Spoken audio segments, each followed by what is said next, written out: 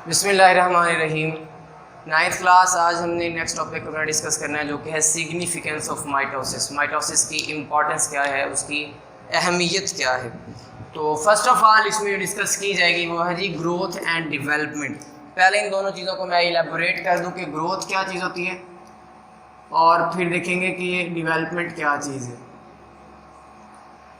Growth आप बोलते हैं जी multicellular increase in body size. Multicellular increase in body size. ये हाइट भी हो सकती है और ये वेट भी हो सकता है, दोनों हवाले से ये ग्रोथ ही है। तो ये ग्रोथ जो हो रही है ये माइटोसिस के ज़रिए से होती है। हमारे सेल बार बार डिवाइड करते हैं, सेल्स की तादाद बढ़ने से टिश्यूज़ जो हैं उनका साइज़ बढ़ता है और हमारा बॉडी साइज़ मजबूरी तौर पे उसमें इजाफा होना स्टार्ट हो जाता है। तो वो भी माइटोसिस के अमल के ज़रिए से है। ग्रोथ और है डेवलपमेंट में थोड़ा सा फ़र्क है। डेवलपमेंट क्या चीज़ है? डेवलपमेंट आप बोलते हैं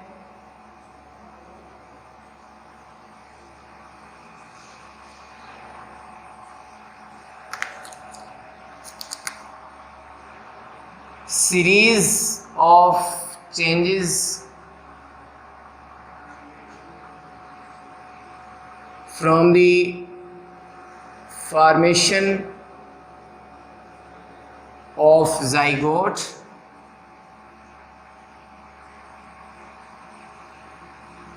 to embryo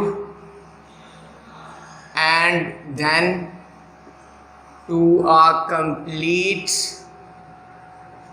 इंडिविजुअल।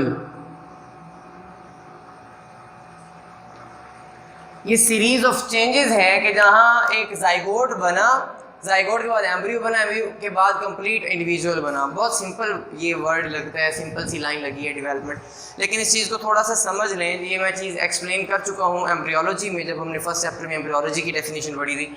जो फर्टिलाइजेशन होती है, एग और स्पर्म आपस में जब फ्यूज़ होते हैं तो इनके मिलने से बनता है जी जाइगोट।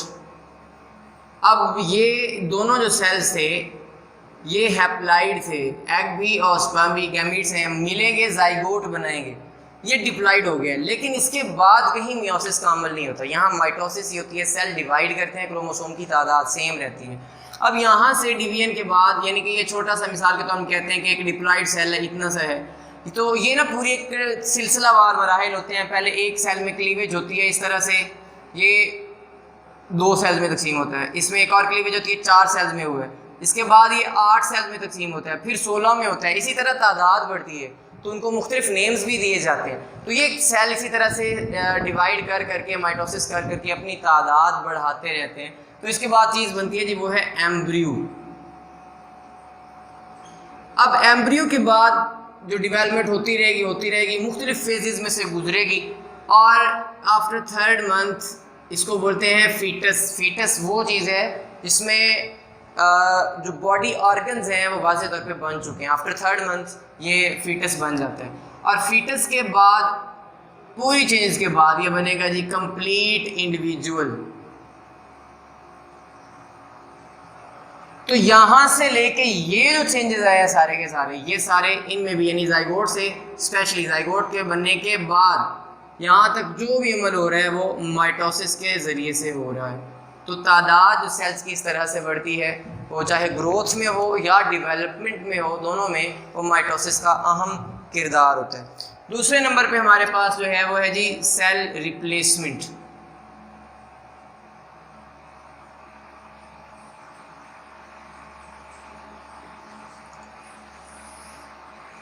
ओल्ड सेल हमारी बॉडी के जो हैं वो रिप्लेस्ड हो जाते हैं न्यू सेल्स के साथ। बहुत सारे सेल्स हैं, मसलन हमारे डाइजेस्टिव ट्रैक के सेल और स्किन सेल, स्किन और डाइजेस्टिव ट्रैक के जो सेल्स हैं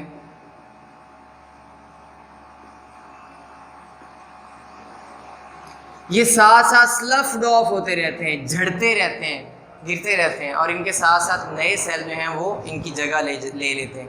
तो ये सारे का सारा अमल भी वो जो नए सेल आए हैं वो माइटोसिस के ज़रिए से ही होता है। या यहाँ एक एग्जांपल है रेड ब्लड सेल्स की। रेड ब्लड सेल जो हैं ये एमसीक्यूज भी इंपॉर्टेंट है जी, इनका एवरेज लाइफ स्पैन है 4 मंथ्स। जो एवरेज लाइफ स्पैन है सॉरी जी 4 मंथ है, उसको बोलते हैं 120 डेज, यानी 120 दिन।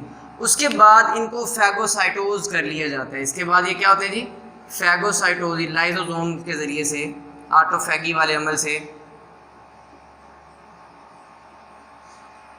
ऑटोफैगी में भी आता है, और इसके अलावा ये जो अगर एक्स्ट्रा सेलुलर हो यानी सेल के अलग, तो इन सेल्स को ख़त्म किया जाता है, इनको पुराने सेल्स को डाइजेस्ट करके नए सेल बनाए जाते हैं। तो ये भी रेड ब्लड सेल वाला अमल भी जो है वो, यानी दोबारा जो तादाद पूरी करनी है 120 दिन के बाद, तो वो भी इसी अमल के ज़रिए से, माइटोसिस के अमल के ज़रिए से ही किया जाता है।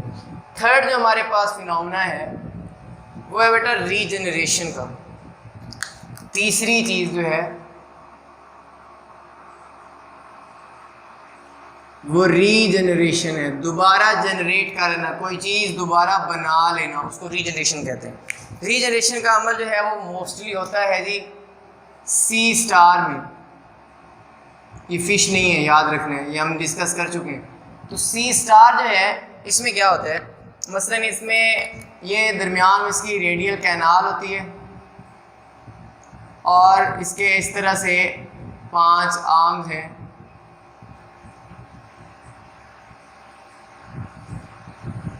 अब इनमें से कोई भी अगर टूट जाए, मसलन मिसाल के तौर पे इसका ये आर्म जो है यहाँ से टूट के अलग हो गया, ये सेपरेट हो गया, अब होगा क्या कि ये जो टूटा हुआ हिस्सा है इसने दोबारा इसको रीजनरेट कर लेना है, तो यहाँ पे भी माइटोसिस का अमल होगा। और जो टूटा हुआ हिस्सा था, जो यहाँ से इस तरह से सेपरेट हुआ था, इसने कंप्लीट, ये जो मुकम्मल हिस्सा है यानी कि ये टूटा हुआ, इसने सेपरेट होके ये जो बाकी मानदा इसके आर्म्स हैं वो कंप्लीट कर लेने, रेडियल कैनाल भी बना देनी है। तो ये भी आर्म जो है वो मोस्टली माइटोसिस के अमल के ज़रिए से ही हो रहा होता है। तो सी स्टार में जो रीजनरेशन होती है बेसिकली वो भी इसी के ज़रिए से ही होती है। और अगर ये सारे आर्म टूट जाए, रेडियल कैनाल रह जाए, तो ये भी इनको दोबारा रीजनरेट करवा लेती है। चौथे नंबर पे जो चीज़ है इंपॉर्टेंट वो है जी एसेक्सुअल रिप्रोडक्शन।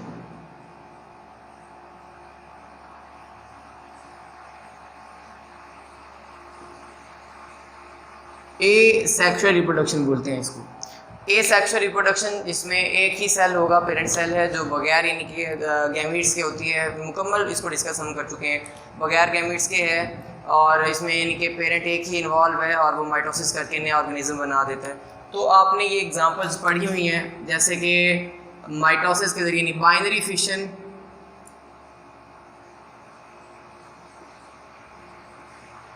इन प्रोटिस्ट, सम प्रोटिस्ट, ये यूकैरियोटिक है, इसमें न्यूक्लियस होता है, तो इसकी बाइनरी फिशन जो है वो एसेक्सुअल रिप्रोडक्शन के ज़रिए से होती है। फिर बडिंग है, बडिंग का अमल है बाकायदा। ये बडिंग का अमल भी इसी अमल के ज़रिए, इसी तरीके से होता है बडिंग का, यानी कि जैसे हाइड्रा में है, या यीस्ट में है, यीस्ट एग्जांपल ले लेते हैं। ये सेल बड़ा है, इसकी यहाँ एक आउट ग्रोथ बन जाती है जिसको आप कहते हैं बड, ये आउट ग्रोथ है, बाहर को बनी है, बढ़ा हुआ इससे। इसके बाद ये सेल जो है ये अपने आप को डुप्लीकेट कर लेता है, सॉरी न्यूक्लियस,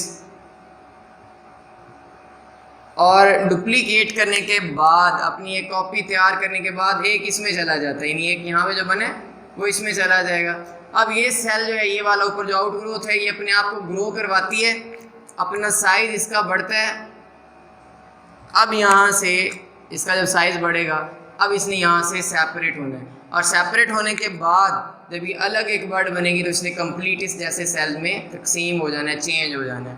हाइड्रा में बाज़ औक़ात, या कोरल्स हैं, जैसे कि कोरल्स हैं, उनमें बाज़ औक़ात ये होता है कि जो बर्ड होती है वो रिमेन अटैच ही रहती है, बहुत सारी बर्ड्स बन जाती हैं और एक कॉलोनी बन जाती है उस ऑर्गेनिज्म की। कोरल रीफ्स इसी तरह से बनती हैं, वो चट्टानों की तरह नज़र आती हैं, बेसिकली समंदर में मौजूद होती हैं। तो ये बडिंग का अमल, ये बाइनरी फिशन वगैरह, इस तरह के सारे जो अमल हैं, या फ्रेगमेंटेशन का अमल है, ये सारे अमल एसेक्सुअल रिप्रोडक्शन के जो हैं एनिमल्स में या मुख्तलिफ ऑर्गेनिज्म में, वो माइटोसिस के अमल के ज़रिए से ही हो रहे होते हैं। फिर इसमें बैक्टीरिया की एग्जांपल नहीं आएगी, वो बाइनरी फिशन सिंपल डिवीजन है, उनमें न्यूक्लियस नहीं होता। और प्लांट्स में जो एसेक्सुअल रिप्रोडक्शन है उसको हम कहते हैं जी वेजिटेटिव प्रोपिगेशन। वेजिटेटिव प्रोपेगेशन इसको बोला जाता है जी। ये वेजिटेटिव प्रोपेगेशन क्या है? पार्ट्स, प्लांट के वो दो पार्ट्स हैं बेसिकली, एक होते हैं रिप्रोडक्टिव पार्ट्स, एक वेजिटेटिव पार्ट्स। रिप्रोडक्टिव में फ्लावर्स हैं, जबकि वेजिटेटिव में बाकी सारे हिस्से हैं, उसमें रूट है, स्टेम है, लीव्स हैं, ये सारी तमाम चीज़ें, ब्रांचेज हैं जो रिप्रोडक्शन में हिस्सा नहीं लेते हैं। लेकिन वेजिटेटिव प्रोपेगेशन क्या है? इसमें वो बल्ब्स वाली एग्जांपल है, बल्ब्स हैं, कॉर्म्स हैं, राइजोम्स होते हैं, ये मुख्तलिफ एग्जांपल्स होती हैं। यानी ये वेजिटेटिव पार्ट्स हैं, बल्ब्स वगैरह, जैसे कि प्याज है उसके वो जो नीचे वाला हिस्सा होता है उसी से वो रिप्रोड्यूस करते हैं। कॉर्म्स वगैरह, राइजोम है, ये राइजोम वो जिंजर वाली एग्जांपल है। तो ये तमाम चीज़ें जो हैं, ये स्ट्रक्चर, ये रिप्रोडक्टिव पार्ट्स नहीं है, लेकिन इनसे आगे ग्रो करते हैं नए पौधे, तो वेजिटेटिव प्रोपेगेशन है। या आर्टिफिशियल वेजिटेटिव प्रोपेगेशन में जो कटिंग वाला काम है, जैसे कि गन्ना है पूरा उसको 3-4 हिस्सों में डिवाइड कर लेते हैं और उसको खालियों में फेंक देते हैं, ऊपर से बंद कर देते हैं, वो 2 कनाल से पूरा एकड़ तैयार कर लिया जाता है। तो प्रोपेगेशन प्रोपेगेंडा से याद रख लें, एक बात को बढ़ा चढ़ा के बयान करना है। प्रोपेगेशन वेजिटेटिव पार्ट से किसी चीज़ को फैलाना है, पौधों को वेजिटेटिव पार्ट से फैलाना है, उनकी तादाद बढ़ानी है। तो ये भी काम जो है वो माइटोसिस के अमल के ज़रिए से ही होता है। तो यहाँ तक बेटा हमने माइटोसिस की सिग्निफिकेंस पढ़ी है। कुछ एरर्स हैं, जो अगला टॉपिक आपका है ना, जो वो एरर्स इन माइटोसिस है, वो समझ लीजिए उसको। वहाँ पे लिखा हुआ है ट्यूमर, उसको समझना है कि ट्यूमर क्या होते हैं, रसोलियाँ क्या होती हैं। जो सेल हैं हमारी बॉडी के, उनकी जो डिवीजन है, जो माइटोसिस है, इसको जीन्स कंट्रोल कर रहे होते हैं। जीन्स ही इनका वक्त मुतय्यन करते हैं, कब इसने स्टॉप करना है, कहाँ तक कितनी डिवीजन करनी है, एक सेल ने कितनी मरतबा डिवाइड होना है, वो हमारे जीन्स इस चीज़ का तयन करते हैं। लेकिन अगर जीन में डिफेक्ट आ जाए, म्यूटेशंस आ जाए, मुख्तलिफ सोर्सेज से वो म्यूटेशंस आ सकती हैं, उनके बाद फिर माइटोसिस अगर अब नॉर्मल हो जाए कि सेल रिपीटेडली डिवाइड करता जाए तो मैस ऑफ सेल बन जाएगा, जिसको आप ट्यूमर कहेंगे। और वो ट्यूमर जो है, यानी कि वो रिपीटेड डिवीजन से, अनकंट्रोल्ड सेल डिवीजन से वजूद में आया है, और उसकी बेसिक वजह जीन में डिफेक्ट म्यूटेशंस हैं। अब ट्यूमर 2 तरह के होते हैं, बिनाइन ट्यूमर, बिनाइन बेज़रर को कहते हैं, जिसका नुकसान नहीं होता, और एक होता है मैलिग्नेंट ट्यूमर। बिनाइन ट्यूमर जो है वो एक ही जगह पे रहता है, वो ऐसा ट्यूमर है जो नॉर्मल सेल, साथ वाले जो सेल्स हैं उनको नुकसान नहीं पहुंचाता, वो वहीं पे टिका हुआ है।